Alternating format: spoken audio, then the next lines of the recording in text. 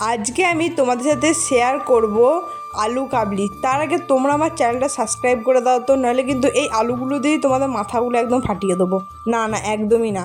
তো চলো কীভাবে আলু কাবলি বানালাম সেটাই আমি তোমার সাথে শেয়ার করি।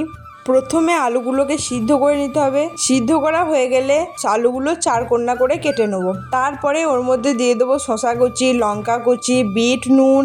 বাড়িতেই বানিয়েছিলাম জিরে আর শুকনো লঙ্কাটাকে ভালো করে ভেজে একটা সুন্দর মশলা, সেটাও দিয়ে দিলাম। আর লেবুর রস আর তেঁতুলের কাজ, যাতে ভালো করে টক হয়। তারপরে দিয়ে দিলাম ওর মধ্যে হচ্ছে পেঁয়াজ আর চানাচুর। তো তোমরা চাইলে আরও অনেক রকমের জিনিস দিতে পারো, তো আমরা এইগুলো দিয়েই করেছিলাম। তারপরে ভালো করে মাখিয়ে নিলে একটা প্লেটের মধ্যে সার্ভ করে দিলাম।